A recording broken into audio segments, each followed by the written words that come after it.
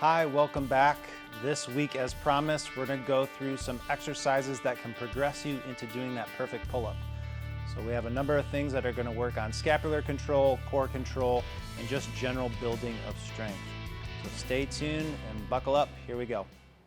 All right, so for our first exercise, what we're going to do is a barbell pull-up. If any of you caught in last week's video that little clip from the Little Giants, yes, it was a funny joke. However, that is a way we can actually start to progress into a pull-up, as silly as it may seem. So what we're going to do is we're going to set a barbell to a height that is low enough that Kayleen could actually stand up all the way if she needed to. What I'm going to have her start in is a nice deep squat position here. Knees should be bent to about 90 degrees, and I want her pretty much directly underneath the bar. So before we go anywhere, we're going to go through those main points Kayleen touched on. I want her to give me a nice good exhale to blow everything out, engage her core, pull her lower ribs and belly button down and in. We should see her pelvis underneath of her in a nice neutral position. And I want her to actually depress her scapula as she did just there. So from this position, using her legs as little as possible, she's going to pull up into that pull-up position, keeping a nice neutral neck, and then back down slow and controlled. Keep going for me. If you noticed on that last rep, she wanted to jut her chin forward.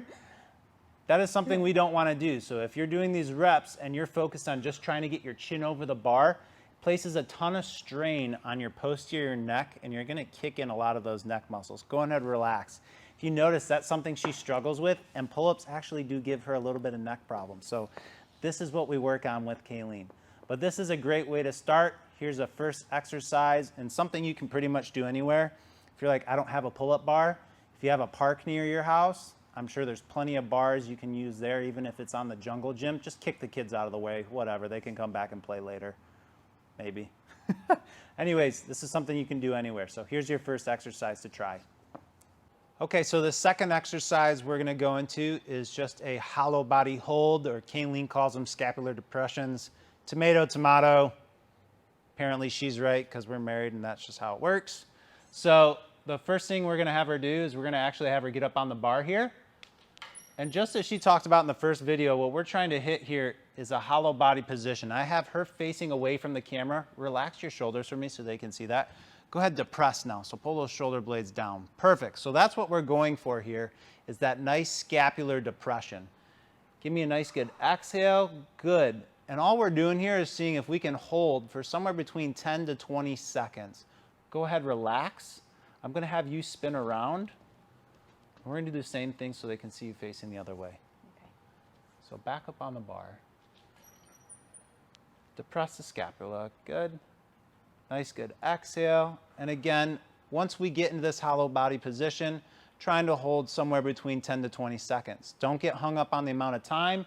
The position is the most important. So as soon as you start to either lose your scapula or your core, you feel pressure in your back, automatically shut the exercise down because you're not helping yourself. Okay, so another exercise we can utilize to help us progress into that perfect pull-up is actually a negative pull-up, or what we call an eccentric pull-up. So there's really two ways we can do this. We can start by either jumping up to the bar, or I can have Kayleen climb up to the bar if we had some steps or some safety racks here that she could step up on. Essentially, we just want her starting position to be at the top of the pull-up. So Kayleen, go ahead and jump on up for me.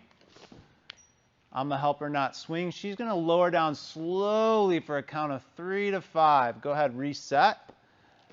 Now when we do this, the most important thing is maintaining this neutral hollow body position, so good exhale to set your core, and making sure we don't ever let go with our scap. So we don't want her to jerk. It should be a very slow, controlled motion down to the bottom.